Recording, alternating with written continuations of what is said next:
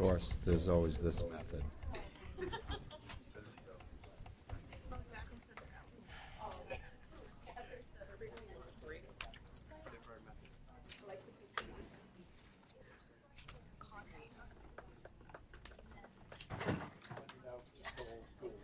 Yeah.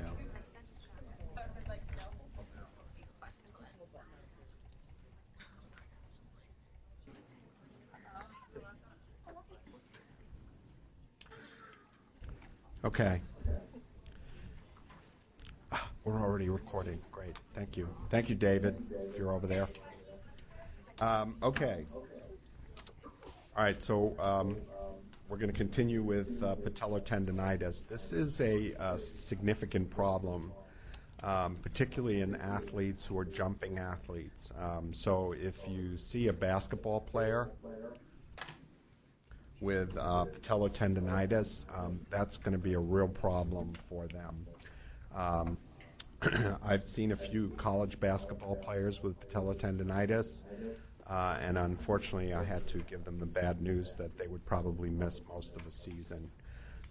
This is a hard problem to get under control, particularly because the patellar tendon is used so much. Every time you extend your knee, you're using your patellar tendon. So the problem with the basketball players is you combine a individual who's probably 6'8" or 6'10", probably weighs upwards of 260 or so pounds, all of which is muscle, and then they're jumping very hard on a hard surface and doing it frequently, both in practice and in games, and the result is a overused patellar tendon, which creates a very painful problem for the athlete, and they really can't participate in their sport if they're a basketball player. So basketball players are going to be out of their sport for a long time when they get a full-blown case of patellar tendonitis.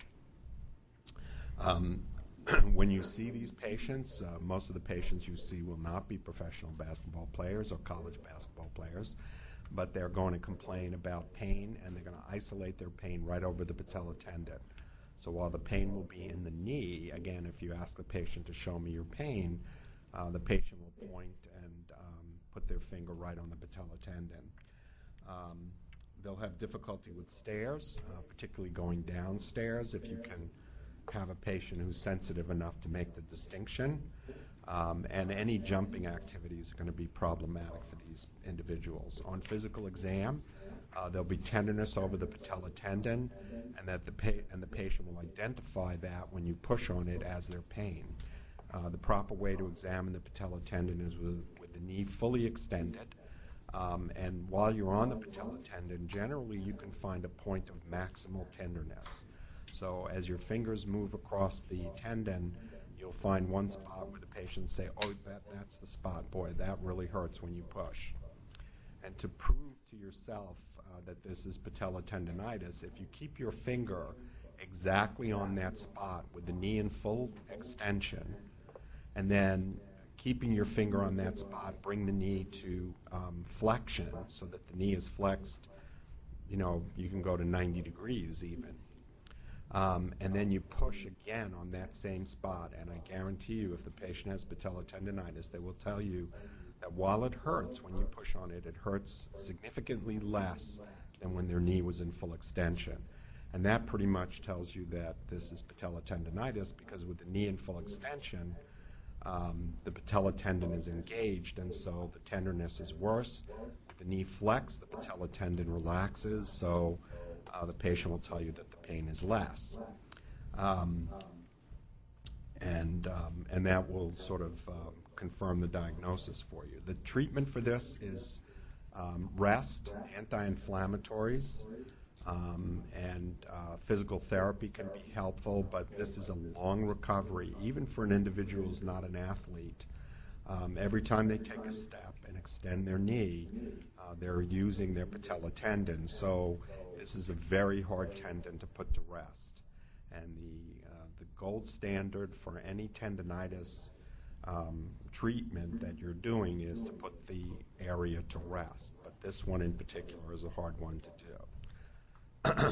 So it's best to lower the patient's expectations and tell them right up front that it's going to take a long time for this to get better. It could be months. The patella tendon or the quad tendon can be ruptured.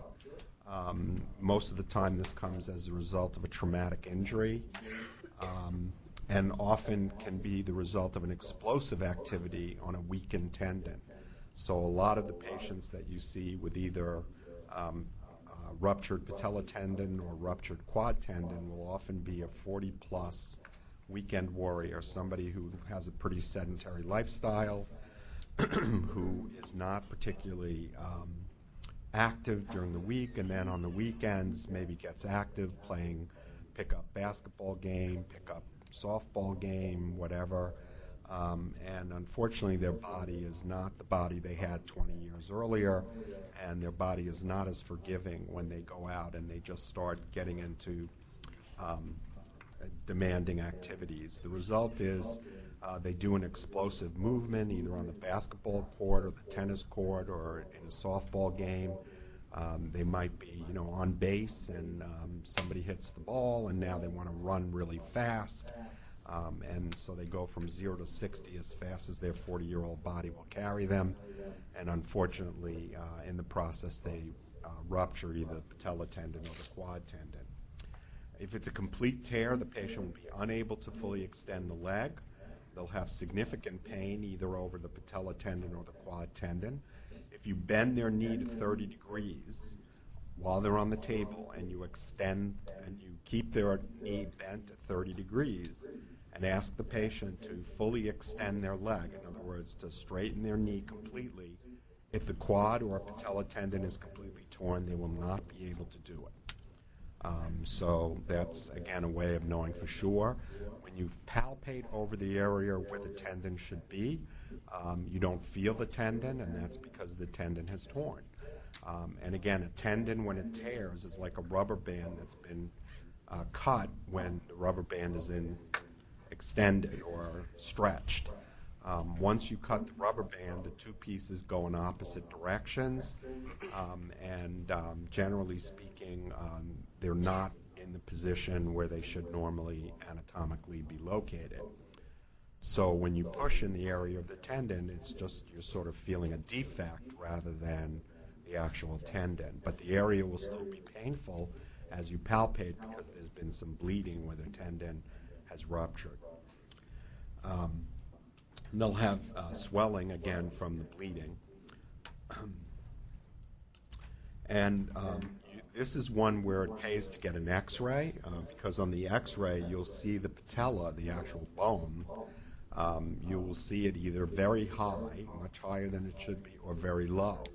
So normally the patella should be, just slightly above the level of the joint. But if one of the tendons that supports the patella is torn, then the other tendon is pulling without any resistance from the opposite tendon, and so the patella moves in the direction of the tendon that's still intact. So if the quad tendon has been torn, the patella will move towards the tibia, and if the patella tendon is torn, the patella will move towards the quad or the thigh. So we see either patella alta or patella baja. Those words are Spanish. Alta means above, and baja means below. So patella alta is when the patella is resting up on the thigh rather than over the area where it should be, and baja is when it's closer to the tibia. If the tendon is not completely ruptured, the patella will still be in its normal position. So again, if you suspect that a patient has a patella tendon or quad tendon tear, but the patella is in its normal anatomical position, you should be able to discern that the tear is a partial tear or a partial rupture, and also the patient would be able to, with some effort and some pain, when you had them slightly flexed, they would be able to fully straighten the knee if the tendon is still partially attached. So this is patella alta. Normally the patella should be here, and it's gone up here because the quad tendon is intact and the patella tendon has been cut. Oh yeah, I know what you want to do to me. Okay, so if the tendon is completely torn or most of it is torn, it has to be surgically repaired because there's no way that that's going to heal on its own. And when once you surgically repair it, you have to make sure that the tendon does not. You want to make sure that the tendon does not get stressed, because if the tendon gets stressed, then what's going to happen is the tendon is going to tear again. The repair is not going to be enough to overcome the power of the tendon if the tendon is doing what it's supposed to be doing and pulling. So the patient has to go into a knee immobilizer, which basically prevents the patient from bending or straightening their knee. So the patient will stay in the knee immobilizer for quite some time, for a period of weeks. And whatever motion you can accomplish with the patient in that knee immobilizer or coming out of the knee immobilizer and doing some passive motion is not going to be enough to preserve the patient's motion in the knee. So the result is two things are going to occur when you finally are ready to take the patient out of the immobilizer. The first thing is the knee is not going to be going to its full range of motion. You're going to have some degree of loss of range of motion. And the second thing is the muscle, the quad muscle, is going to be exceedingly atrophied and weak. So you've got two challenges in therapy. One is to strengthen the quad muscle, and the other is to get the motion back in the knee. So even once the patient is out of the knee immobilizer, you're still looking at a long rehabilitation. So this is a devastating injury and one that's going to take many months for the patient to recover from. If the patient is a high-demand athlete, it's going to take them a long time to come back to their sport. Bursitis in the knee, this is a less devastating problem. Prepatellar bursitis and pes bursitis are the two bursitises or bursiti that you see in the knee. Let's talk about prepatellar bursitis because that tends to be a little more common. Prepatellar bursitis can be the result of a traumatic injury, so a patient who has fallen directly on the patella and has actually crunched the prepatellar bursa in between the bone and whatever surface they've hit, presumably a hard surface, and there's bleeding into the bursa, and the bursa blows up as if it was like a water balloon, and the result is you get this little sort of robin's egg or a little swelling right over the patella. And that area generally, if it's a traumatic injury, will be a little bit tender. As the patient gets further away from the time of the injury, it will be less tender. If it's a prepatellar bursitis as a result of a overuse injury or a pressure injury, like a patient might get who's been, this is like or used to be a occupational hazard for carpet layers because the carpet layers spend a lot of time on their knees, and there was no OSHA requirement that they wear any padding on their knees. God bless you. There was no requirement that they wear padding on their knees, and as a result, these individuals would just get these prepatellar bursitis problems, and at some point it might even become chronic. So those usually are not painful. So when you push on them, the patient doesn't have any pain. If they have a pes bursitis that's inflammatory or infected, an infected pes bursitis, those generally are tender. And when you push on them or you move the patient's knee, they will have pain associated with that. With the run-of-the-mill bursitis, the one that comes from excessive pressure on the knee from the carpet layers, plumbers, electricians, anybody who might be on their knees a lot, as well as the the prepatellar bursitis from trauma, those generally are not tender. So when you push on them, you can feel a little sort of water balloon under there, but the patient doesn't complain that it hurts when you do that, nor does it hurt when they bend or straighten their knee.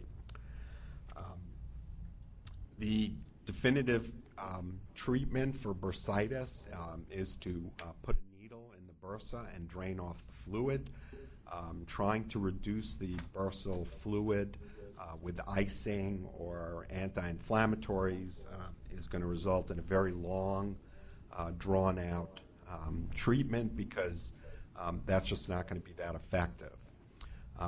If the fluid collection is tender, and in other words, if the patient has tenderness when you palpate, if it feels warm to the touch, if it's red, these are all signs of an infection, and under those circumstances, you must drain the bursa and culture the fluid and start the patient on antibiotics.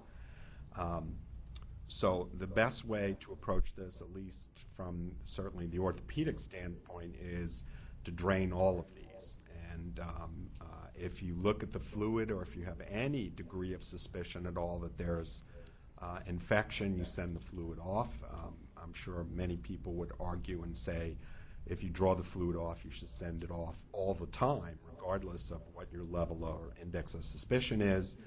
However, I can tell you that a lot of times I just made a judgment. If the fluid was clear, if the bursa was not warm, if the patient didn't have any tenderness with palpation, I generally just threw the fluid out rather than have the patient get a big lab bill for what is essentially normal fluid with maybe an elevated red blood cell count because it was a traumatic injury. But if you think it's infected, if you have any concern at all that it might be infected, then absolutely, positively, you send the fluid off. You can send it off for a cell count. You can send it off for protein and things of that nature, but the real gold standard is to get the culture. You can start the patient empirically on antibiotics and then wait for the culture to come back and make sure that it's sensitive. Most of these things are going to be staph, so generally we use medications like cephalosporins and things like that. When you do the aspiration, of course, it's done as a sterile technique. We'll show you about sterile technique and medical procedures and surgery. If you've drained it flat, which is the way you want to drain it, don't just take off a little bit of fluid, take it all off until you can't draw off anymore. Then it's a good idea to put on a bulky pressure wrap. And when we say a bulky pressure wrap, we don't mean that it's super tight, cut off the circulation, and the patient has problems with a too tight dressing. We mean that we put some pressure on it by, you can take some gauze pads and fluff them up to make like a little pad, and then put that over the area, put a Band-Aid over where the needle hole is, and then fluff up a bunch of 4x4s or gauze pads, and then cover that with some the same thing you would use under a cast, so the cast padding, which gives a little more padding, and then put an ACE wrap over that. Anytime you apply an ACE wrap, ideally if you're applying an ACE wrap to the leg, not the knee doesn't count, but if you're applying an ACE wrap to the leg, you generally start at the toes and wrap up. The reason for that is as you wrap, you're going to push fluid. And if you start at the top of the leg and wrap down, you're going to push all that fluid to the patient's toes, and they're going to wind up with very swollen toes that the fluid can't go back the other way because you've got the tight wrap on. So whenever you put a wrap on, even if it's just to wrap the knee and you're not wrapping the rest of the leg, always start the wrap distally and wrap proximally. So you would start the wrap below the knee and wrap up, again, pushing any fluid back towards the circulation and not isolating whatever swelling or fluid that there might be from the circulation by having a too tight ACE wrap. Okay, bursitis. some prepatellar bursitis can be chronic. And again, the carpet layers, the plumbers, the electricians, because you treat their bursitis, and then what do? They go right back to the same positions that they were in before, and they get their problem back. And eventually it starts becoming chronic. And again, the old name for this, not in use anymore because it's a little bit sexist, but it was housemaid's knee.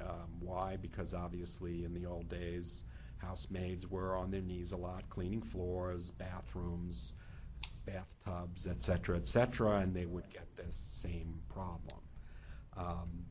So in any event, again, if you have patients who are chronically on their knees because of the nature of the work they do, you should encourage them to use knee pads. OSHA really requires it now, so most employers will make their employees use them because they don't want to have their employees lose time because it becomes a workers' comp injury. So pes bursitis is the same idea, but it's in a different place. The pes bursa doesn't tend to get traumatized because where it's located, and it doesn't tend to swell up the way the prepatellar bursa does, so this is not a bursa that we tap. One other thing I should mention, if a patient just has run-of-the-mill pes bursitis, and when I say run-of-the-mill, I mean non-infected, so an aseptic pes bursitis, non-infected pes bursitis, after you've drained the after you've drained the prepatellar bursa, this is for a prepatellar bursitis, where the fluid collection is. After you've drained the bursa of the fluid, it's usually a good idea to inject a little bit of cortisone as an anti-inflammatory. It really helps to reduce the risk of this thing blowing up again in the near future. Pes bursitis is a little different. Again, the pes bursa is where the semitendinosus tendon attaches, and it's in the front of the knee. It's below the tibial flare, so it's below the joint, and it's on the medial side of the knee. So just below the joint and on the medial side of the knee is where the pes bursa is. And it's below the flare, so it's not that wide part of the knee. It's a little bit further down. And patients can get a bursitis there when they have a little irritation or inflammation of the semitendinosus.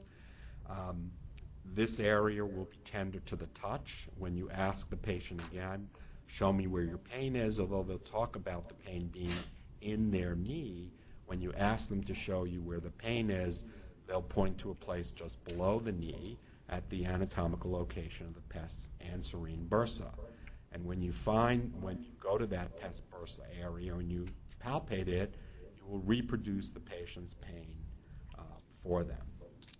So this is usually seen in older people. A lot of times they're worried about osteoarthritis, so they come to your office and they say, I've got arthritis in my knee, or they know they have arthritis in their knee, and they come to their office and they say, my arthritis is getting worse, I think I need a knee replacement. And of course, if you evaluate them for arthritis, you'll find the arthritis. It'll be on the x-ray, it'll be on your exam, everything will fit with the arthritis, and you can get sucked into making the wrong diagnosis. It isn't necessarily the wrong diagnosis, but you're not going to treat the problem that the patient came to see you about.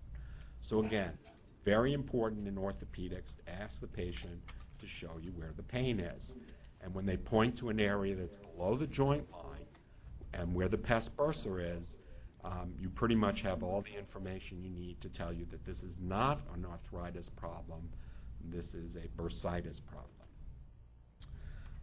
Again, this responds very nicely to a cortisone injection, although in this case you can try treating it with a little anti-inflammatory and icing as a conservative treatment. But if they don't get better in 10 to 14 days, or at least start feeling better on that regimen, then the injection will work very nicely. And you know, it's funny, here I say heat, rest, and NSAIDs. Why heat, rest, and NSAIDs? Because I'm telling you, it's crazy, but you know, some patients, you tell them to ice something and they say, the ice didn't work. But I tried heat and it worked. And then other things you tell them, try heat, and they say, that didn't work, the ice really works. So I'm never sure what to tell the patient, and it doesn't seem to necessarily be consistent. Some people just do not like the feeling of ice on them. They find that it aggravates whatever discomfort they have. If you really feel that heat is counterproductive, then don't tell them to do anything. But as I said, I've had patients who have used heat when all the theoretical information indicates that ice should be the more effective and vice versa. So what I usually tell patients is I go with the theoretical thing, and if that doesn't work, I tell them to try the opposite. So try the ice. If the ice doesn't make it feel better, try the heat. If the heat doesn't make it feel better, don't do either one, and don't bother. But basically, what you're trying to accomplish here is you want the patient to feel some relief. So whatever works, they should do it. If this doesn't work, you can see my cynicism coming through here. When that doesn't work, use the cortisone injection, because most of the time it doesn't work, and the patients do need the cortisone injection. But if you have a patient who's not anxious to get a cortisone injection, by all means try this. And if you try a treatment, if you have a patient who's reluctant to do a more aggressive treatment, and it may be because they're simply just scared of the needle, or they've heard these terrible things about cortisone, and they don't want to do it. It's almost a better tact for you not to try to convince them, but go with a lesser treatment, even if you know that it may not work, and let them convince themselves that the lesser treatment isn't going to work. If you want to get relief, we're going to have to go more aggressive. The patient will be more accepting of the needle if they know they've tried a more conservative treatment that failed. If you talk them into it, and God forbid they have a bad experience, all you've really done is underscore their own belief that they were smarter than you and that the cortisone was going to be a problem for them. But if the conservative treatment fails and now they're willing to try the cortisone because they're a little more desperate, if it doesn't work or you have a problem, they'll be a little less quick to judge that you're the one who made the mistake. Tibial plateau fractures. These are what we call bad actors. These are fractures that, when you see a fractured shoulder on an x-ray, they all look awful. They look awful. But most of them get better really nicely, and they're relatively easy to treat because the great majority of them don't require any surgery. But the x-ray looks terrible. This is exactly the opposite. This is an x-ray that underwhelms. In fact, it's easy to miss a tibial plateau fracture. But untreated or not treated properly, this fracture can go on to create great problems for the patient, such as a traumatic arthritis. So you have a patient who's 20 years old or 25 years old, they get a tibial plateau fracture. It's a relatively subtle fracture. It's either not adequately treated or missed altogether. And 7, 8, 9 years later, 10 years later, they've got traumatic osteoarthritis of the knee. Not a good time to get osteoarthritis of your knee in your 20s or 30 because you're going to be looking at not one, but multiple knee replacements in your lifetime. And it's going to have a profound effect on the rest of your life. So this is a fracture that you do not want to miss. It happens because the femur is jammed into the tibial plateau, and it can either be the lateral or medial tibial plateau. And as a result, there's an offset. In other words, the tibial plateau, which is normally nice and straight across, becomes slightly offset. And there could be associated damage to the articular cartilage on the tibial plateau, and the combination of a depressed area of fracture and a articular cartilage injury sets the stage for the patient to get osteoarthritis. And I said it could happen in 8 to 10 years. It could happen in 2 or 3 years, also depending on just how big this step-off is in terms of the fracture. So if there is an impacted fracture but no step-off, these can be treated conservatively with immobilization. So the patient can simply be put in a knee immobilizer, they don't need a cast, and they go non-weight bearing for 6 to 8 weeks, and then they can start gradually partially weight bearing. The patients generally will give you a history of trauma. Oftentimes they may have jumped or landed on an extended leg, and so the tibia is driven into the femur or the opposite, and that's the etiology of the injury. But these patients will have considerable knee pain and swelling, and they will not want to weight bear following the injury. So again, if you see a knee that doesn't look so bad, maybe a little swelling, maybe a little tenderness, and you get an x-ray and the x-ray doesn't look that impressive, but the patient is unable to bear weight on that joint or that leg, it's a good idea to look more carefully or find someone who has a better eye for these kinds of x-rays and see if there is not a tibial plateau fracture. So if patients have knee fractures, you want to begin early, and this is the key, passive range of motion, not necessarily active range of motion. And remember, active range of motion is when the patient moves the part themselves. Passive range of motion is when you or the therapist or someone else moves the joint passively. In other words, the patient is not doing it, someone else is doing it. If the fracture is in good alignment, but not terribly impacted, if the fracture is in good alignment or not terribly impacted, they might need the immobilization followed by rehab. If the fracture is displaced, then you need to do an ORIF, and that's another challenge in the tibial plateau fracture because you need to get that impacted piece up to the level that it's supposed to be at, and then you have to use a plate and screws to try and keep that from slipping, and that can be challenging because sometimes it's actually easier to take a fracture that's really terribly aligned and realign it and then use your hardware to keep it in place. And it's a little more challenging to take a fracture that's only slightly malaligned and get it back into position and then use your hardware to keep it in place. Patella fractures. This usually is a result of the same injury that gives somebody a pre-patella bursitis, namely they fall with a direct impact on the patella. This one, though, the impact is greater because it's forceful enough to break the bone. With the other one, the bone doesn't break, but the bursa gets squished, medical term, between the patella and whatever surface they've fallen against. In this one, the impact is a little greater, and as a result, the patella cracks. Now, most of the time, the crack is sort of an incomplete fracture. So the patella is perfectly aligned, and basically they just need to be immobilized. These fractures tend to be transverse. That means it goes as a horizontal line across the patella rather than a vertical line.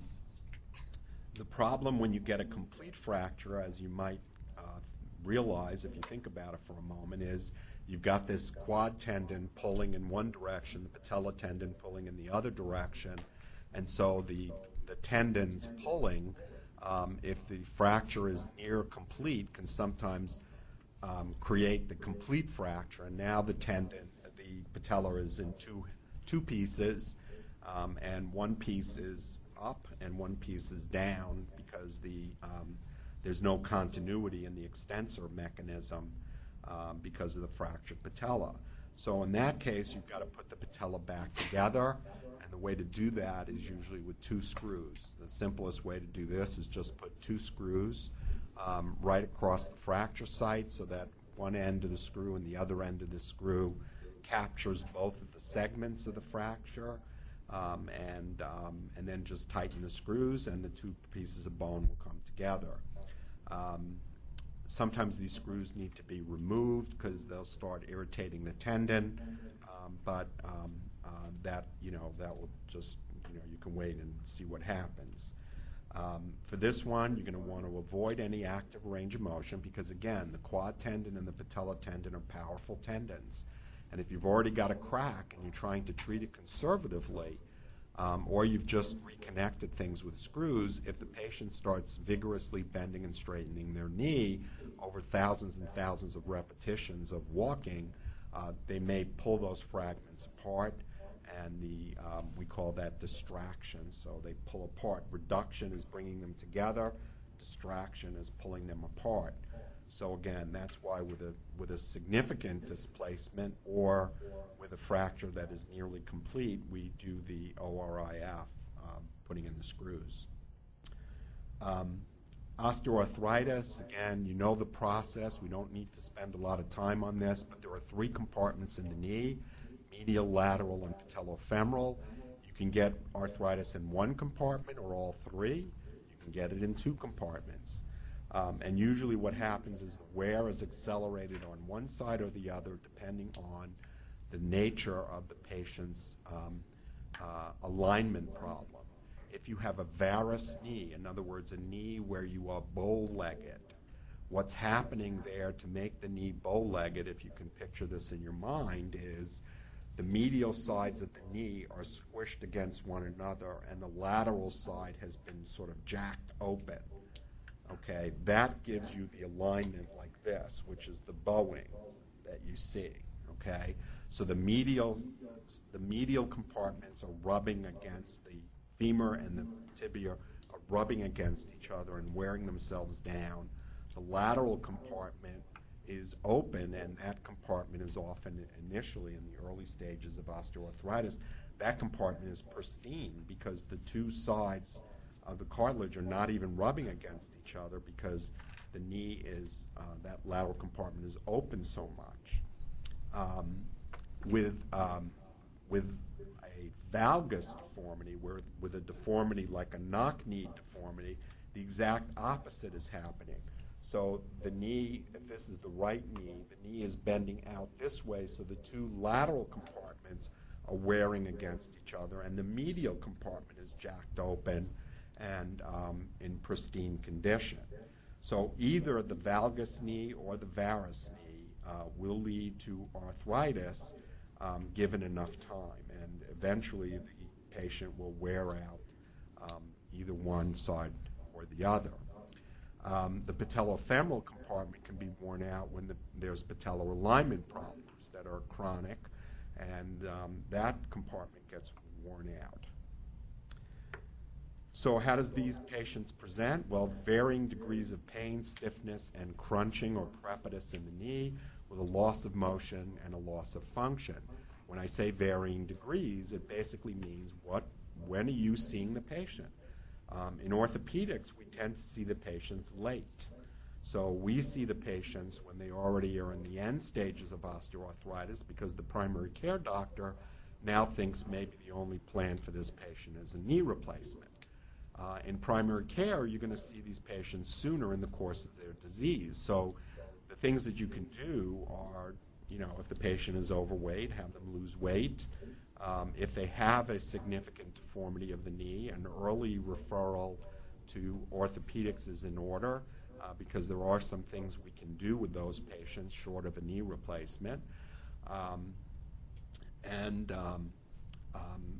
You can, of course, treat these with anti-inflammatories. There are visco supplements that basically try to do what the articular cartilage does, and we introduce them into the knee with injections. They're usually serial injections over a period of several weeks, and sometimes they can buy the patient some time. The bottom line is all osteoarthritis, if the patient lives long enough and the process is moving along quickly enough, will all lead to the end stages of the disease. We don't reverse this disease. We don't cure this disease. We just try to slow its progression, make the patient more comfortable. But again, if you live long enough and if your knee continues to progress, you are going to come into a point where the only viable alternative for the patient is a knee replacement.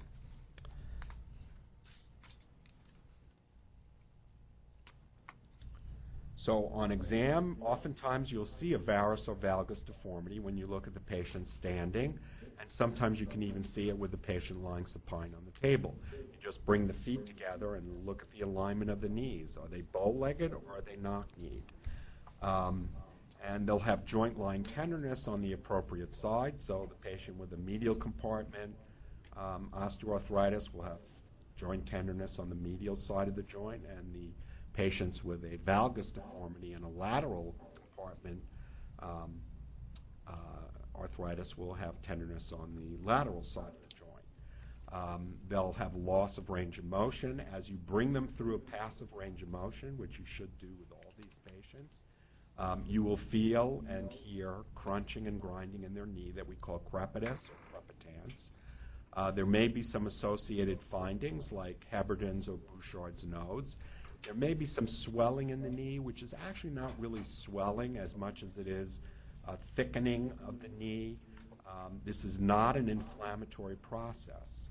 Osteoarthritis is not inflammatory like rheumatoid arthritis is, and so we don't tend to see effusions and swelling in the joint. Patients can develop swelling in the joint, but oftentimes it's from other associated problems. So they have the osteoarthritis in the knee, and the rough surfaces set the stage for them to tear the meniscus.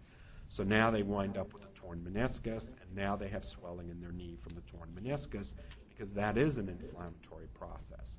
If the patient's osteoarthritis is fairly advanced, from their perspective, the pain that they're experiencing with the meniscal tear and the pain from osteoarthritis is pretty much the same. So they may not seek out medical attention if they know that they have the osteoarthritis. If the meniscal tear or if the osteoarthritis is really far advanced in their knee, then addressing the meniscal tear isn't going to provide them with any significant relief.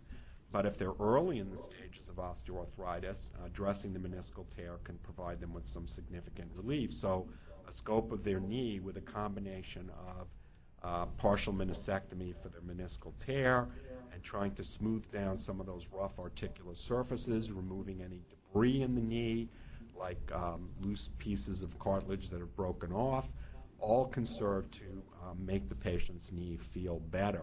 The one thing I will say is if you do a meniscal tear, if you have a patient with a meniscal tear and you do a partial meniscectomy and they have underlying osteoarthritis in the knee, if you remember I told you that there was about a 10 to 14-day recovery following scope for a meniscal tear, the patient with underlying osteoarthritis will have a much longer recovery period.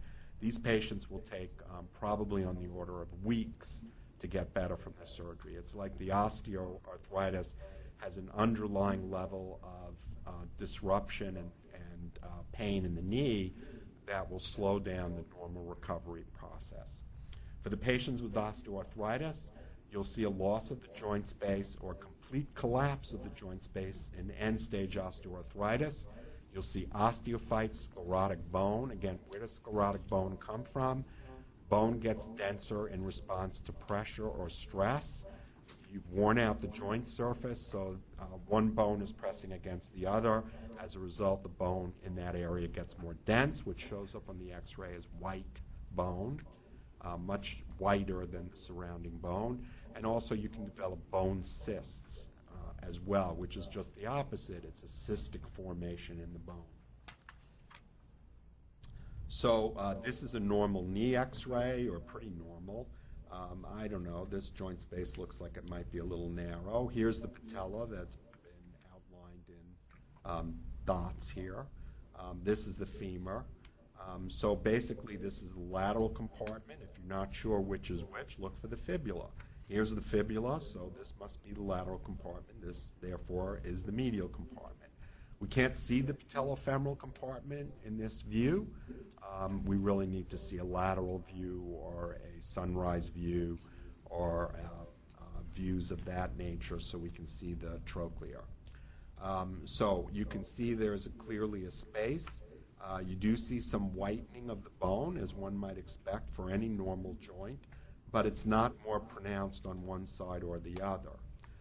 But again, the key is you see a space, and this space represents the thickness of the articular cartilage, because articular cartilage is invisible on an X-ray. So we can't see it, but we can see the space that's created as a result. So again, looking from the side, you can see the patella. You can see the back of the patella looks smooth. Not anything too suspicious in here in terms of the patellofemoral joint, but again, this isn't necessarily the best view to see the patellofemoral joint. This is the fibula. This is the tibia. You can't really assess the joint space in a lateral view, but everything here looks pretty much normal, and you can see the soft tissues come out sort of a grayish color. Here's obviously the hamstrings, the calf. Here's the popliteal space back here. So this is now arthritis. You can see that the medial joint space has closed down.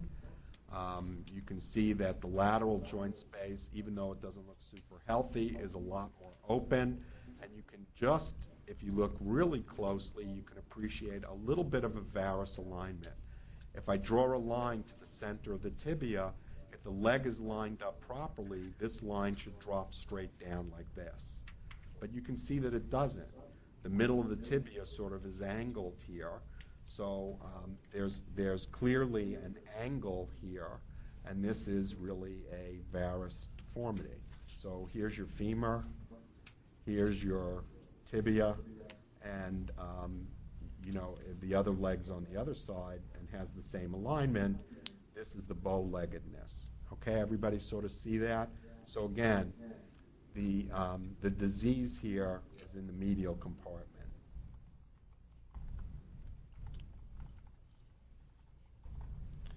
You also notice again that there's a sclerotic bone here. Notice here how white the bone is here, how white the bone is here, and here the bone is not white at all because this is being offloaded. All the patient's weight is coming down through here, and that's accelerating this process and making the wearing out of this medial compartment happen even faster. Also interesting, although I wouldn't expect that you would see this, but this might actually represent the meniscus. And when the meniscus lights up in an X-ray, because remember, the meniscus's cartilage should be invisible, this is often the result of what we call chondrocalcinosis or CPPD. This is the calcium pyrophosphate disease, where calcium crystals, not urate crystals is what causes gout. This is actually pseudo-gout because it's not uric acid, it's calcium. But these crystals will deposit on the meniscus, and as a result of that, we actually get the meniscus to light up in an X-ray. Now, I'm not positive about that, but I see a little bit of a line here that makes me think that the bone ends here, and this is not bone. And here's the joint line of the tibia. And so what is this in the middle? Well, that's where the meniscus would be, and this patient might have chondrocalcinosis. So in the early stages, anti-inflammatories, strengthening, but avoid pounding the knee. So running is not a good activity for these patients. Neither are treadmills. The bike is a much better activity. When you're on the bike, your butt is on the seat, and most of your weight is on the seat. So when you push the pedals, you're not putting your entire body weight through the joint. In addition, you're not pounding the joint because every time you run and take a step and land on your foot, there's a shock wave that is transmitted up your leg, and the first place for that to be absorbed after your foot and your ankle is your knee. So again, not the best activity for patients who have arthritis in their knee. Again, it's sometimes hard to convince patients. You have the patients who are runners. They're so dedicated to their running, they get their runner's high, and they refuse to budge from anything but running. All you can do is just tell them what they should be doing and why you want them to change their activity. And I've had patients in orthopedics many times who just absolutely refuse. And I tell them if you switch to the bike, you will preserve your natural knee. They don't want to do it. And again, they say, well, I can't use the bike in the winter. Of course you can. You get an exercise bike. You can use it in the winter. You can take your own bike and put it up on one of these little stands, and you can go through the gears and do all that if you want. And, but again, you can just offer advice to patients. You can't force them to do what they should, but I can tell you that a lot of these patients who kept on running just got to the point where they literally couldn't run anymore because the pain was too great. And they came back, they got a knee replacement, and guess what they did for their exercise after they got a knee replacement? The bike. Because you really can't run on a knee replacement if you want to run on it on a regular basis. It's not a good idea. Weight loss, cortisone injections, again, this what's called viscosupplementation injections, can all be helpful. In the later stages, but while the disease of osteoarthritis is still confined to just one of the three compartments, and this is key. If the osteoarthritis is in more than one compartment, what I'm about to tell you about is not going to be a successful treatment for your patient. But a procedure that's called an osteotomy, a high tibial osteotomy, can be successful. And basically what we do is we cut a wedge of bone from the very top of the tibia, just below the joint line. And it's a wedge, so it's like a pie-shaped piece. Once we cut that out, we can now bend the tibia or realign the tibia so that we can actually change the compartment that the patient is putting their weight on.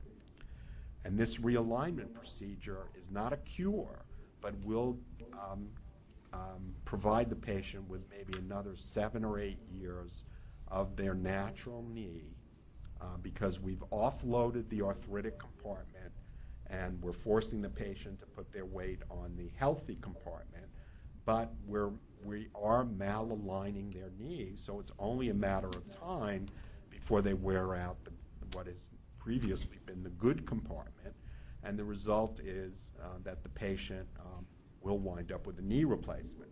So the knee replacement in their future is inevitable. But if you have a 50-year-old and you can give them 7 more years with their natural knee, and they can do what they want on that natural knee, they're going to be a lot happier when they have to get that knee replacement than just letting them continue down the road they are, and they're going to need a knee replacement in a year or two. And basically what this operation does, to draw a picture, is we have the tibia. So let's say the patient is wearing out this side of their knee. So what we would do is we would cut a wedge of bone,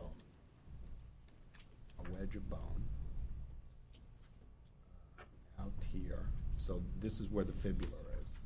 So we cut a wedge of bone like this. Okay. And once we do that, we close this down. So once we close this down, the knee alignment is going to switch. And we're going to offload the medial side. And now we're going to create a valgus deformity. So the patient's deformity has been like this, varus. We're going to close this down. And once we close it down, the patient will now put all their weight on this side of their knee. Because we've created essentially a fracture here, although we don't go all the way across the bone, that's key. We just want a wedge that's like a little hinge. So if we go all the way across and we have 2 separate pieces, we blew it. So we just have this wedge.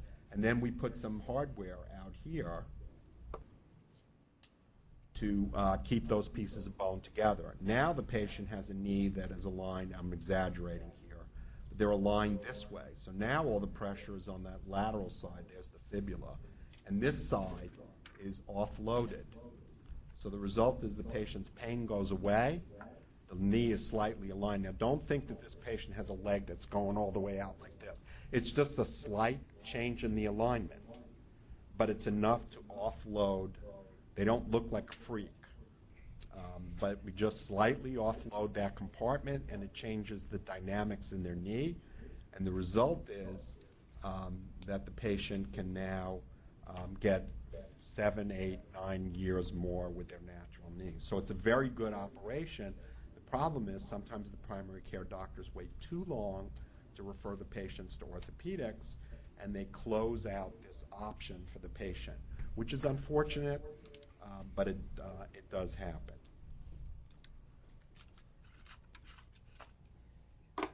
So the time to refer a patient is when the patient has moderate arthritis, unrelieved by conservative measures. That's the time that you as a primary care PA can help your patient the most. If you wait till the end stage, then the only thing we have to offer the patient is a knee replacement. Now, there are hemi-knee replacements, there are half-knee replacements, we do those too, but, again, if you can avoid putting any type of knee replacement, half or otherwise, you're doing the patient a favor if they can use their natural knee for a little bit longer. So again, before we would do the high tibial osteotomy procedure I just explained, what we would do first is, and we do it at the same time as the surgery, but we just put a scope in their knee, we clean out the knee, we take care of any meniscal tears that might continue to give them pain after we've done a successful procedure. We clean up the rough surfaces, any debris in there, and then we do the high tibial osteotomy so the patient is starting with a healthy knee, and now they're going to put all their weight in the lateral compartment instead of the medial compartment, and the result is we've had some very happy patients who can now keep their natural knee for a lot longer. So let's talk about a case study here, and then we'll take a break. 23-year-old female, highly competitive soccer player. She's playing soccer 2 days ago, got her legs tangled with an opposing player, twisted her knee, felt a pop, had immediate pain and swelling in her knee, could not weight bear, and was carried off the field. Again, very critical when a patient tells you, if you want to know how significant the injury was, ask the patient, were you able to return to your activity? If the patient says yes, it probably wasn't that significant an injury. If the patient says no, then it was. The patient who can't ski down the hill because they injured their knee, it's a much more significant injury than the patient who said, oh yeah, I skied down the hill and I just made 2 or 3 more runs after that instead of, skiing the rest of the entire day. So again, that gives you a clue as to how significant the injury is. So the patient is seen in the ED, x-rays are negative for fracture, she was given a brace and referred to ortho. So what do you think she has, just based on the history?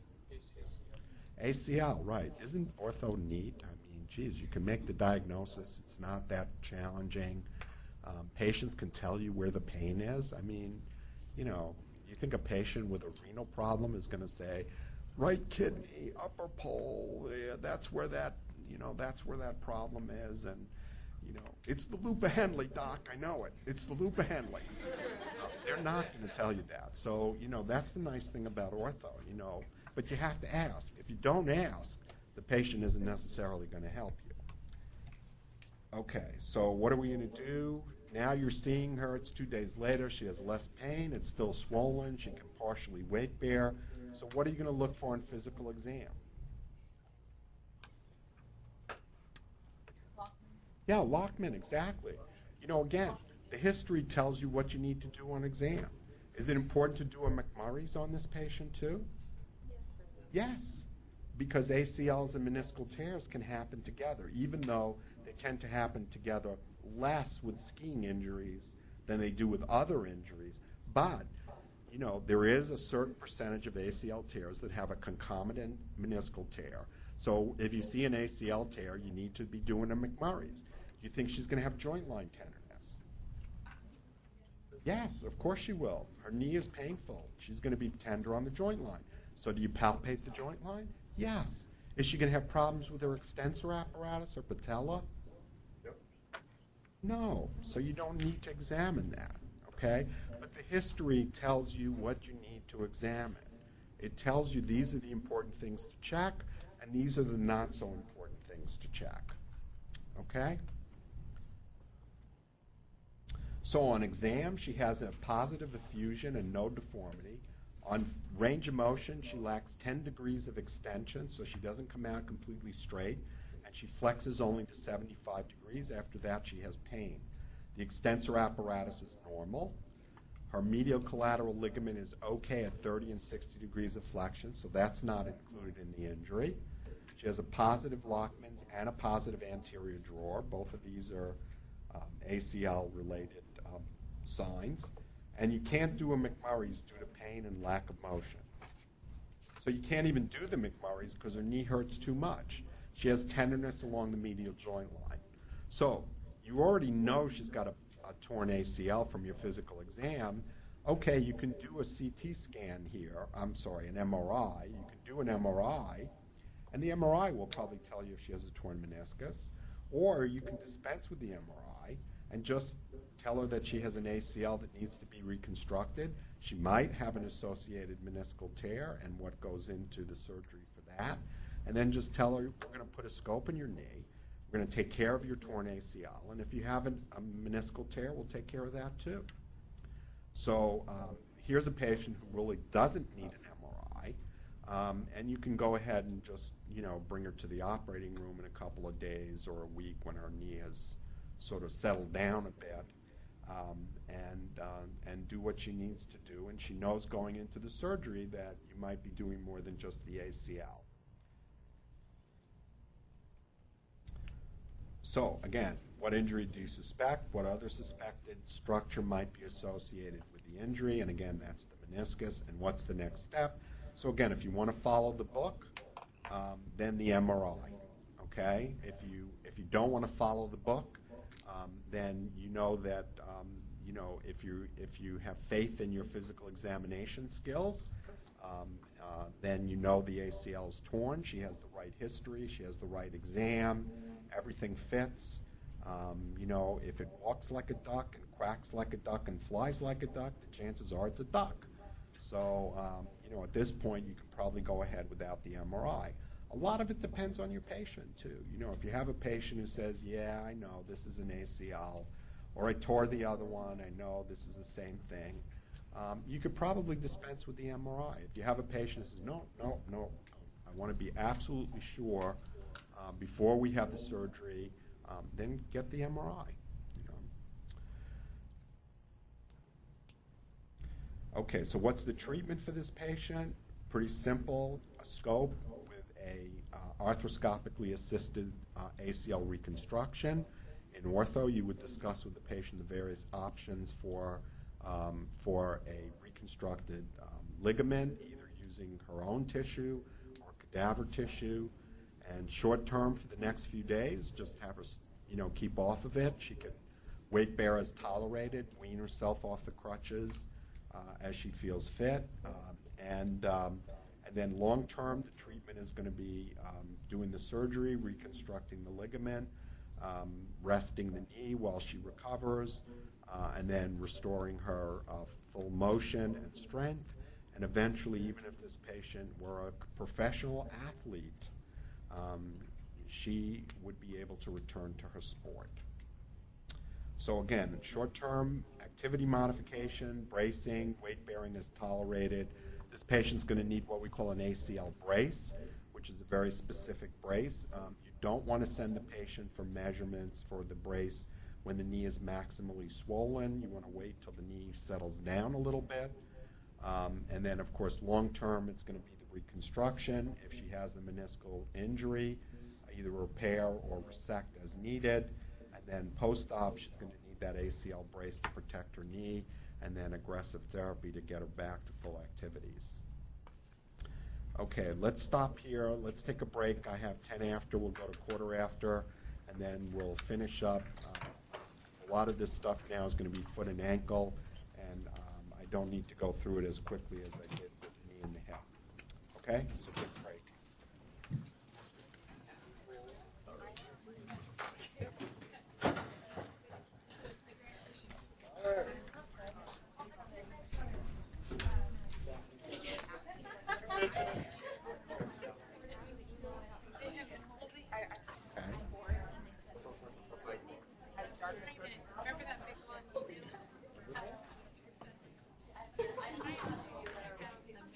Well, you know, they send you the boards and they send them to you.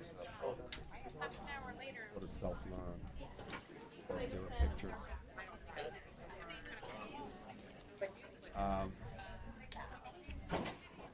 Sad. But we don't spend a lot of time on hand ties. The only time you really need to know hand ties. Right, and if you're not going to be a surgical person, you don't even need to know hand ties at all. It's not. I mean, what you do need to learn how to do is suture skin, because that is something you'll do both in the operating room. And that's taken care of. We'll show you that. Okay? So technically, that's doing everything.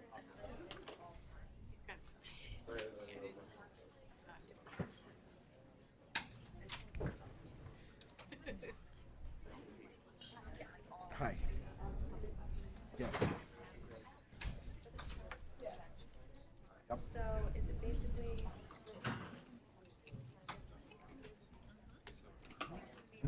Yeah, the patella is of the extensor. On either side, you have the tibial tubercle, the patella tendon, which attach to the patella, and on the What do you mean? quad tendon, Morning. which attaches to the patella. That's not calling the kettle black. And so the patella is the sort of I think problem. I did. Yeah. I got an issue. I got an issue. Quad is I learned in a week. I got nothing. Is it what? What if the pot is an emerald pot? An emerald pot.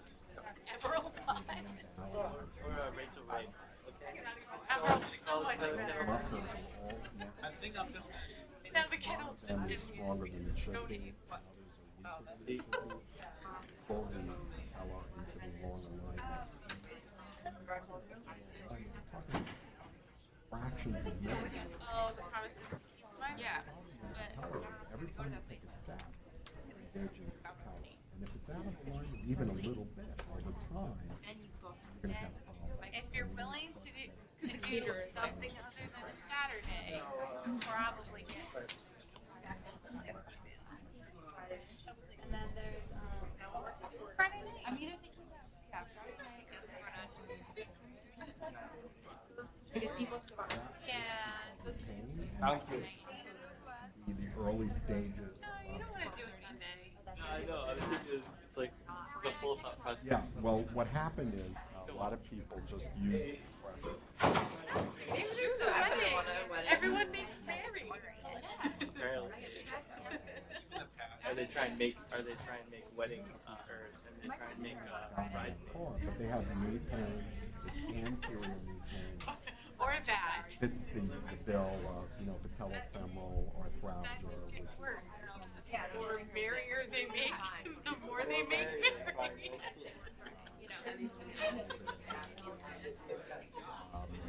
sometimes the patients will have Sorry, Nicholas, it's not. even if it's not bad. the patients who have an Very good application job. sign of muscle You're on the ball with it. unstable and your patella never comes close. Generally, the patients won't have the apprehension.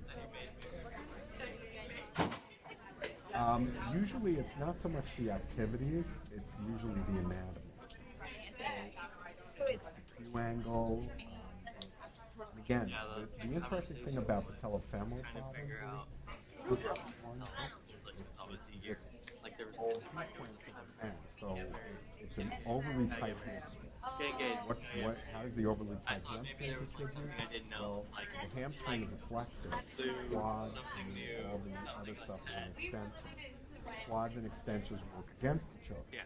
So it is important that flexors are tightened and that the extensors are flexors don't work as hard. In this case, it's the opposite. The flexors are too tight. So the extensors have to work much harder to overcome the tight hamstring. Typically, what they do is they're lying on the table.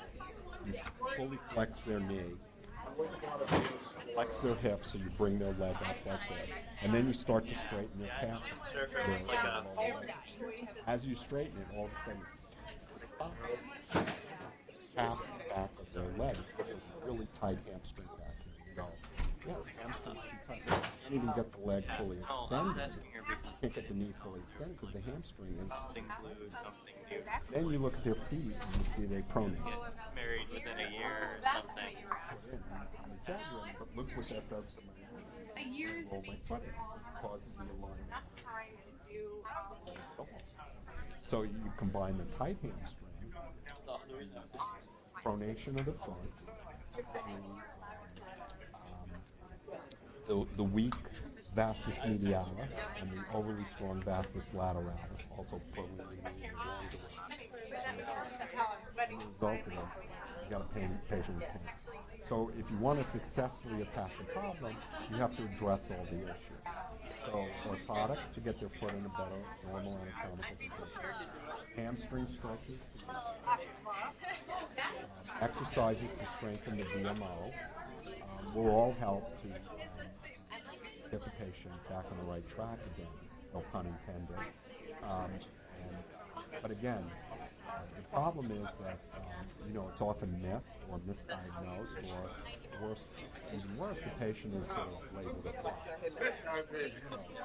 Go to your primary care doctor, you're complaining that your knee hurts, they do the standard exam without the extension apparatus, that's much a little more advanced. There's no joint untenderness, there's no seaming problems. And then all of a sudden, they're moody and they're, starting with their menses. And, it's easy to label them as I've never done it before. Sorry. little, change of life, and nobody really addresses the problem. So the right thing to do is, again, if you see a patient, refer to ortho. The ortho people will pick it right up, and they'll treat the patient appropriately.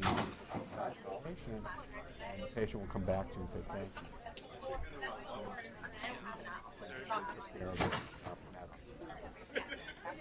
Okay?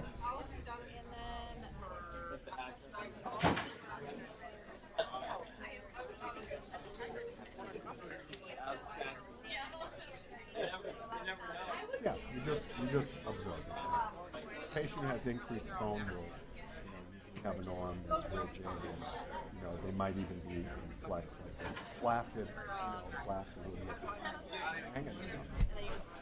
And it's just observation. I mean, you can feel it when you move the joint. Okay, right. You're like backlash at the what? He like for that email. Yeah.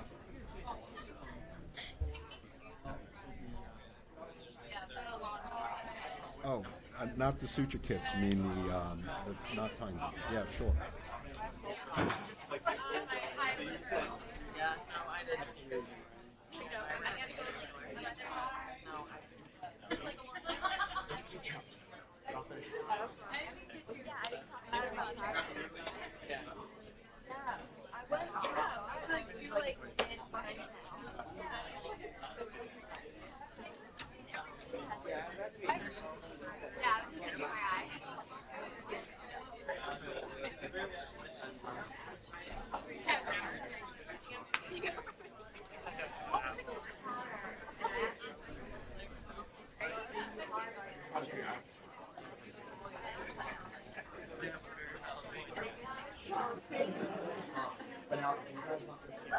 Okay, I'm going to get started again.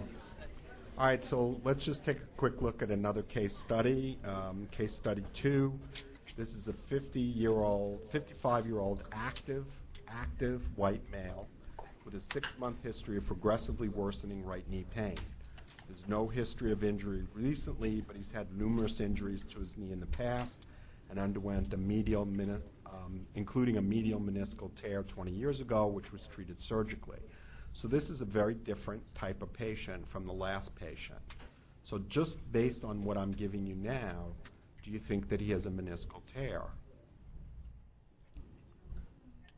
Okay, so it's possible, but the key here is 6 months of progressively worsening right knee pain without a history of injury. Now, yes, I've said that older people can get meniscal tears much easier than younger people without a significant injury, so by all means, this could still be a meniscal tear.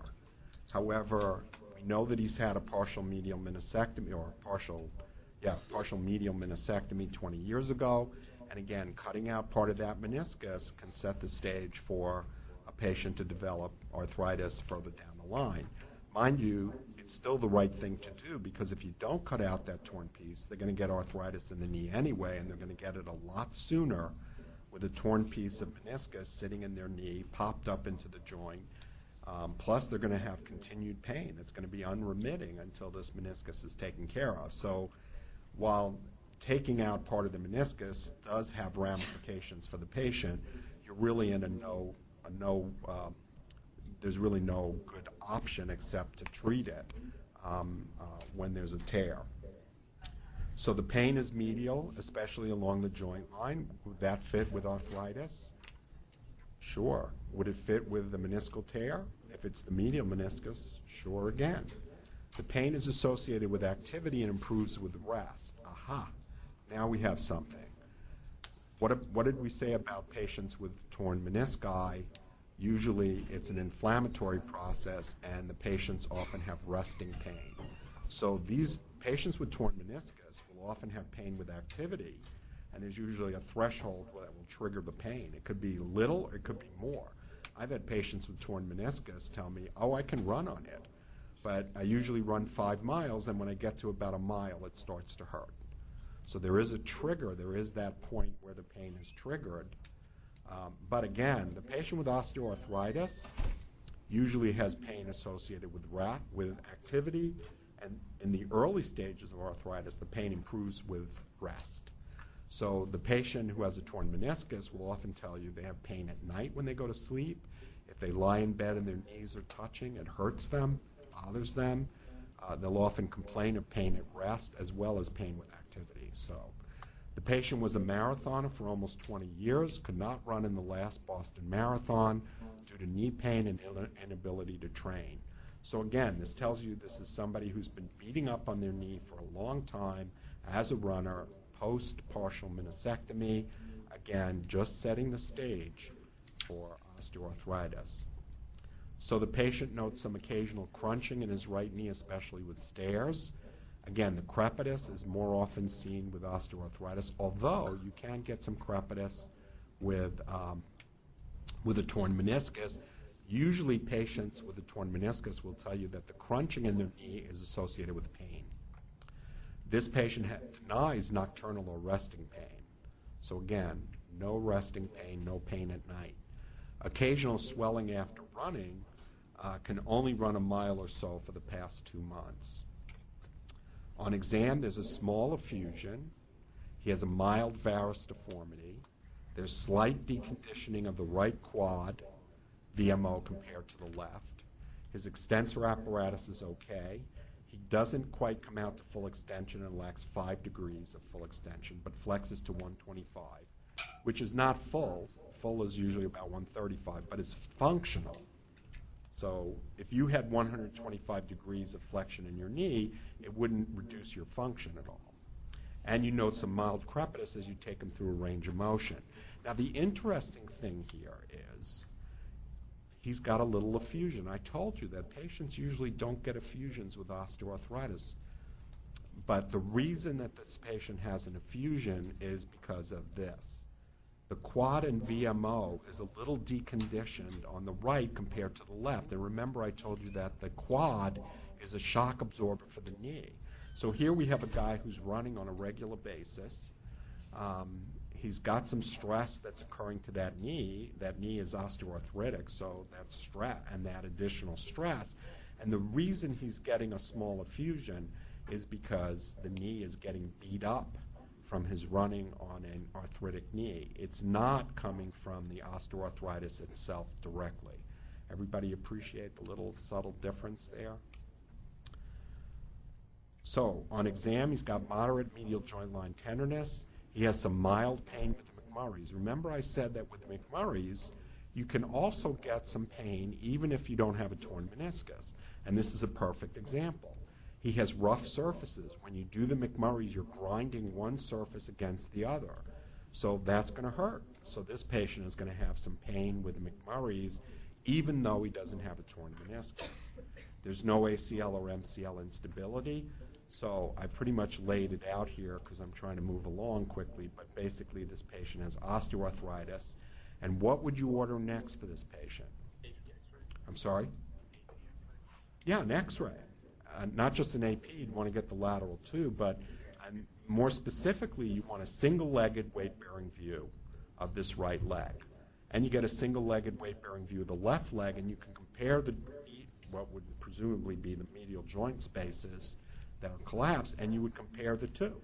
And on the right, the affected side, you're going to see the joint space has closed down. On the left, or the unaffected side, it's going to be healthier. So again, the single-legged weight-bearing view, and we see that the medial compartment in the joint space is is decreased in the right compared to the left, and the patient has a varus alignment. Again, the more you wear out that medial compartment, the more that space closes down. The more the space closes down, the more the varus deformity. So this is a vicious cycle. It's wearing down. As it wears down, and it's wearing down because you have this varus alignment problem, and the more it wears down, the more the varus alignment gets exaggerated, and the more it's exaggerated, the quicker you wear it down because you're pressing those now worn down surfaces one against the other. So the problem here is osteoarthritis.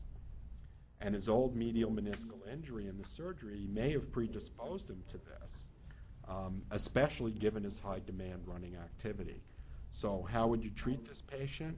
Well, if the knee is still salvageable, he can still slow down the process. He's not going to reverse it. And then try to strengthen his VMO, the vastus medialis oblique, and the vastus medialis is a muscle that helps to improve the shock absorption of the muscle and preserves the knee. The nice thing about the bike, again, is the VMO is selectively strengthened. If you look at a very avid bicyclist, you will see that the vastus medialis muscle is quite developed. And again, the bike is selective for that. And you can use anti-inflammatories here, but you want to be sure that he doesn't have a prior history of ulcer, GERD, or any GI problems before prescribing. So your treatment for this patient should be at reducing his pain, reducing his disability, and preserving his natural knee for as long as possible. And this may be a patient who's a candidate for a high tibial osteotomy. Okay? But again, the HTO doesn't eliminate the knee replacement, it just stalls it. So let's go quickly through the foot and ankle. So important foot fractures, a fracture at the base of the fifth metatarsal, a Jones fracture, which is at the junction of the diaphysis, which is the shaft of the bone, and the metaphysis, which is the wider distal portion of the bone. Metatarsal fractures, those are the fractures not in the toes, but the bones just proximal to the toes. And then the toe fractures, which oftentimes don't need much in the way of treatment. Many of the toe fractures can be what we call in orthopedics buddy taped. So basically you just tape the fractured toe to its buddy toe on one side or the other, and the other toe acts like a splint. And we call it buddy taping. You didn't know your toes were buddies, did you? Or, I mean, think about it. They live their whole life with the same people on either side of them. Base of the fifth metatarsal, this is often a forceful inversion injury and can occur with an ankle sprain. So if you've got a patient with a sprained ankle who's telling you about pain in their foot, look for a fracture of the fifth metatarsal. They'll have pain and swelling, and on exam they'll have swelling and tenderness. So for this fracture, this is not a terrible fracture. Oftentimes just a wooden shoe or a walking boot will do it. Now, think about what a wooden shoe does. What a wooden shoe does, basically, and this is just like a sandal, but the bottom of the shoe is made entirely from one piece of wood. Unlike your leather or synthetic shoes, when you take a step, your shoe bends. And it's the natural movement of the foot, and your shoe basically complements that motion. But when we have a patient who has a fracture, we don't want them bending their foot. So the advantage to the wooden shoe is you don't have to put the patient in a cast. However, the patient is not going to be able to bend their foot. So when they walk on that foot, they're just going to have to step down, step down, step down. And we don't mind the weight bearing, we don't want the bending. The walking boot will accomplish the same thing, but is a bit bulkier. So in the winter, you might want to give them a walking boot, particularly up here in the Northeast. And in the summer or the spring, you can give them a wooden shoe. And they're going to have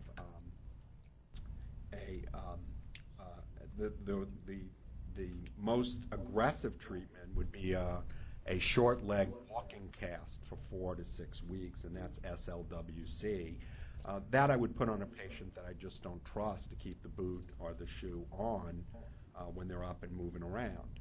The nice thing about the walking boot and the wooden shoe is when the patient is off their feet, they can take the thing off. But if they're going to take it off and keep it off, then you can put them in the short leg walking cast. Short leg just means it's below the knee. A long leg cast goes above the knee. Same thing with an arm cast. Short arm cast goes up to the elbow, or anything shorter than up to the elbow. Some of them go just a little bit above the wrist. And a long arm cast would go up above the elbow. The Jones fracture. This is a fracture that looks very similar to the one we just talked about. However, it's not in as good a spot and can often result in infarcted bone or avascular necrosis. So this fracture needs to be treated more aggressively. And so these patients, again, are going to present with pain and swelling. But due to the poor blood supply in the area of the fracture, you may, again, have to treat this more aggressively. If the bones are well aligned, these patients definitely need to be non-weight bearing. So again, a short leg cast for 6 weeks. If the bones are not properly aligned, they're going to need the open reduction internal fixation with a non-weight bearing, in a cast. So these patients, is important that they use 2 crutches and keep their weight off this completely, even if you've done the repair, because you want to give the bone every possible opportunity to heal itself. And if they're weight bearing on this and putting pressure on it, it's not going to serve them well. Metatarsal fractures, usually the result of blunt trauma or a twisting injury, swelling and pain over the metatarsal that's involved, swelling usually over the dorsum of the foot, and point tenderness over the fracture. And the treatment here is a short leg walking cast or walking boot with a post-op shoe, or what we call a post-op shoe, which is basically like the wooden shoe. And again, the solid bottom preventing flexion of the forefoot. Toe fractures, these are often crush injuries, so people either stub their toe against something or something falls on their toe. There's usually a significant contusion, and a lot of the pain is just from the swelling of the toe and, of course, the broken bone. So frequently these come about as a result of toe versus furniture collision, and sometimes more often when patients are inebriated. They can also have a subungual hematoma. A subungual hematoma is a hematoma under the nail. This can be a painful hematoma because pressure will build from the blood, and there's no release point. So oftentimes these are treated with a cautery that is heated up, and you just burn a little hole in the nail, and the blood will come out, and the pressure is relieved instantly. In the old days, we would just take a paper clip and heat up a paper clip and use that, but now they make a little cautery that works very nicely. And again, you can just buddy tape these, and occasionally you might need something more involved, like a walking shoe or a post-op shoe, I should say a walking boot, and occasionally a closed reduction if you need it, if the toe is not properly aligned. Bunions. This is a hallux valgus deformity. The bunion is the bump along the side of the foot. However, the real problem is a problem in the alignment of the two metatarsals. So the metatarsal, the first metatarsal and the second metatarsal, there should be an angle between the two, and if the angle gets too large, it causes the metatarsal, the first metatarsal, to go off on an angle. The toe wants to stay where it's supposed to be, so instead of the toe just going off on that angle, the toe stays back this way, and you result in a valgus deformity. Why a valgus deformity? Well, if you look at the metatarsal and then the phalanx, the toe, it forms an angle, and that angle points to the midline. And when the angle points to the midline, it's a valgus deformity. So these patients eventually can't get their foot into normal footwear because their alignment is bad and they have that bump, which is the actual bunion. And it will start to create abnormal stresses on the foot because the patient, the big toe starts to roll sideways, and as a result, the patient starts walking on the side of their great toe, and this creates problems for them too. So this is a bunion. This is the hallux valgus deformity, so you can see the alignment. And if you look at the angle here of the first metatarsal and the toe, the angle points to the midline, and that is, by definition, a valgus deformity. So this has been operated on, and the realignment. So you see that the hallux, the first metatarsal and the toe have now been properly aligned, and the problem is taken away. We just take a few bites with a rongeur to get rid of the actual bunion here, and the patient is better. So in the early stages, shoes with a wide toe box, correct their overpronation with orthotics. Ladies, pumps are not good with the bunion. If you look at a pump and you look at your foot and you realize that the two just don't fit, it's like trying to put a round peg into a square hole, or maybe even better, a square peg in a round hole. It just doesn't work. So toe spacers and other devices can sometimes help, but really the ultimate treatment when this gets to be too much is surgery. And it's a procedure that we call the McBride procedure, and again, it realigns that first metatarsal and excises the bunion. Tailor bunions are just bunionettes, they're sometimes called. These are bunions that you get at the fifth metatarsal, so it's the other side of the foot, and these were present in tailors who apparently, back in the day when sewing machines were pumped with the foot, the tailors had a tendency to hold their foot to the side, and so this area got hit up against the pedal, and so that's how they developed this little bunion. Pes planus is overpronation of the foot. This is basically a flat foot. In severe cases, it will create a valgus heel. When you look at the heel, you can actually see that there's a valgus deformity of the heel. If you have your patient who has a hyperpronated foot, if they stand with their feet together and you look at both of their feet, it could be occurring in both feet, or it's going to occur more in the foot that's more affected. What you'll actually see is you'll see more toes off on the lateral side of the foot if you stand behind the patient and look straight ahead at the patient's foot. And the reason is a properly aligned foot, you don't see much of the fifth and fourth and third toes because they're hidden by the ankle. But when the foot is hyperpronated and the ankle sort of goes in this valgus deformity, when you look from behind, you'll see the fifth toe and the fourth toe and maybe even the third toe, and you'll just see more of the foot. And the more hyperpronated the foot is, the more toes you'll see. And a lot of times hyperpronation occurs in both feet, but many times one is worse than the other. So you may see it more dramatically in the affected foot. The treatment for this is orthotics to correct the anatomical deformity, put the foot back in its normal position. So again, this is a valgus heel. Again, look at the angle that's formed. And again, you can see the baby toe here, another toe here, probably another toe here. And if this foot was properly aligned, all this side of the foot would not be visible to the examiner standing behind the patient. Plantar fasciitis. This is a common problem that can often result from hyperpronation. These patients will present with a very specific story. The story will be that they have pain in their heel.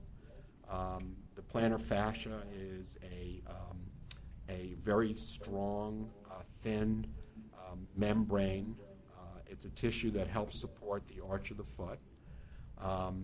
And patients will present with a complaint of pain in the heel. This can also be bilateral, but sometimes patients will tell you one foot hurts worse than the other, or they just present with one foot hurting. Excessive weight can contribute to this, and the patient will be very specific. The pain is in their heel, not the back of their heel, not where the Achilles tendon is, but rather the undersurface, the plantar surface of the foot, right at the back end of the foot where the heel is.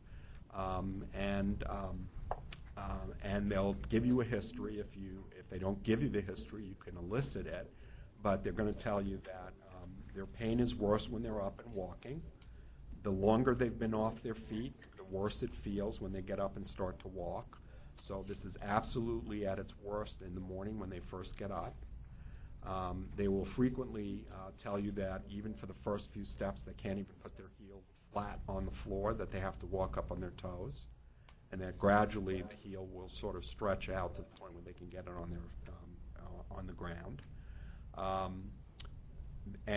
Basically, a lot of these patients like to walk barefoot, which only makes this problem worse, or they like to wear sandals in the warm weather, which also makes this problem worse.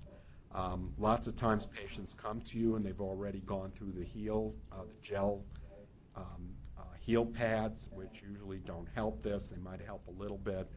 But the problem, again, is the foot is in the wrong position. Because it's in an anatomically incorrect position, there's often inflammation at the point where the plantar fascia attaches to the calcaneus. Sometimes they even come to you with an x-ray and they see a little bone spur on the x-ray, and the patient becomes fixated on the bone spur and says, the bone spur is the problem. The bone spur is not really the problem. The bone spur is the reaction to the problem. They don't have to worry about the bone spur, even if they come oftentimes to ortho and they say, just take the bone spur out. And frankly, if we took the bone spur out, another one would just grow back because we're not really addressing the problem. The heel pads and the cups don't tend to work, at least they don't work long term. Night splints can help, which stretch the plantar fascia, anti-inflammatories and therapy, but the bottom line to treat this is an orthotic. If you put the foot back into its normal anatomical position, the problem usually gets better. And this needs to be associated with good footwear. The best footwear a patient can wear with plantar fasciitis is a good running shoe. And the things that you tell them, like avoid walking barefoot, most of these patients love to walk barefoot. They don't like to hear that. Also, as I've explained to you before, the patients will frequently come to the office in flip-flops or something really very lightweight and non-supportive. If you can take a patient's shoe and twist it as if it was a washcloth, it's usually a good indication that it's not a very supportive shoe. You won't be able to do that with a running shoe or a shoe that gives good foot support. So the patients need to wear a good shoe, and in conjunction with a orthotic, it will work the best. Surgery is a last resort, and I found that very infrequently does this have to be injected with cortisone. That will help, but I can tell you this is a very painful injection. And again, your patients are going to be worried about cortisone injections. The issue with a cortisone injection is not the cortisone. The issue is the space that you're injecting. If you inject a really tight space, then it's going to be a painful injection. If you inject a large space, like the subacromial space or a knee, It's not that painful an injection. But plantar fascia is a very tight space, and when you inject it, it doesn't matter what you're pushing in there, cortisone or whatever, it's going to hurt. Morton's neuroma, this is a fibrosis of the interdigital nerve between the third and fourth toes. These patients will present with a history of burning pain. These can be quite severe and will get worse with activity. Patients often complain of some numbness as well in the web space between the third and fourth toes. And if you check them with a pen in that area, oftentimes you'll get a lot of tenderness, and the patient will report some numbness. If you palpate, generally between the third and fourth metatarsal heads, if you want to get at the metatarsal heads, the proper place to palpate is on the plantar aspect of the foot. They're much more accessible on that side of the foot. Again, pads can sometimes help, but it's not the end-all treatment. Again, sometimes patients have too tight shoes. Their shoes just are not properly fitting. Cortisone injections here can be helpful, and if it gets to that point, surgery can be done to remove the fibrotic area. Metatarsalgia is just a general term. It just means pain in the metatarsal heads. Different things can cause the pain, and generally that's the diagnosis. Tight shoes, a high arch, overwearing of high heels. These patients often have burning pain in the metatarsal head region associated with activity. They may have calluses under the metatarsal head. Trimming the callus can be helpful. A metatarsal bar in the shoe, which transfers the weight behind the metatarsal heads, can be helpful too. Ankle fractures. These can involve the tibia, the fibula, or both, and can occur with dislocations. The important thing to remember about a fracture is that if you have enough trauma to fracture a bone, it's not going to be an isolated injury. So in other words, a patient just doesn't get a fracture. There's going to be injuries to the soft tissues as well. So it's important that you do a complete exam and make sure that the patient has good vascular and good neurological function distal to the fracture. So you need to check the dorsalis pedis pulse, posterior tibialis pulse. You need to check and make sure that the patient has preserved sensation in the foot. The mortise, basically this is the angle that's created in the ankle by the tibia and the fibula, and basically this angle has to be preserved. In orthopedics, we look at this angle, and if the angle is off, then generally it's going to mean that the patient is going to have a surgical procedure. When you're talking about ankle fractures, our tolerance for poor alignment is very, very small. So we're going to tend to be aggressive with these fractures. If the bones are not properly aligned, we're going to operate and do an ORIF.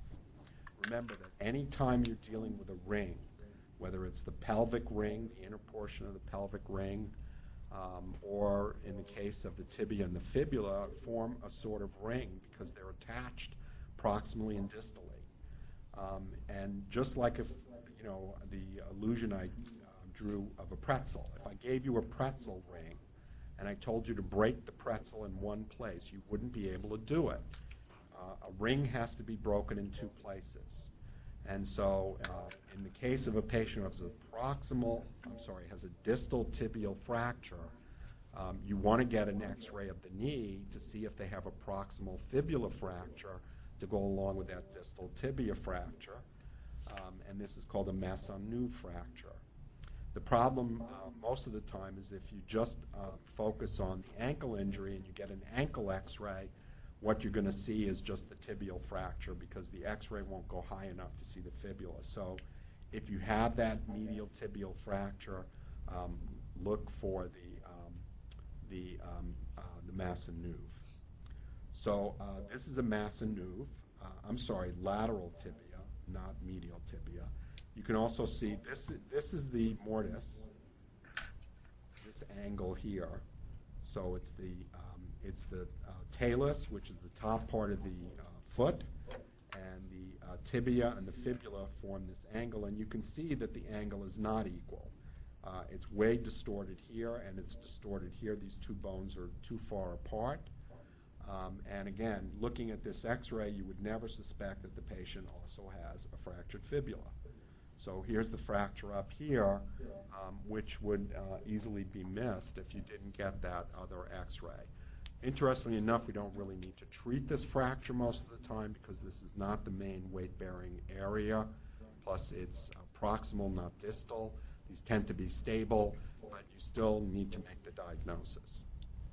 So all ankle fractures need an orthopedic consult, and the orthopedist will decide what needs to be done. If you see these in the ER, you don't have to always call the orthopedist immediately. If the alignment is really bad, then you need to contact the orthopedist, and they need to evaluate the patient in the ER for possible surgery. But if it's a well-aligned fracture, if the mortise looks okay, these patients can be placed in a splint, told to stay non-weight-bearing, to keep their leg elevated, some analgesics, and they can be referred to orthopedics in a few days when the worst swelling has resolved, and they might be able to be casted at that point.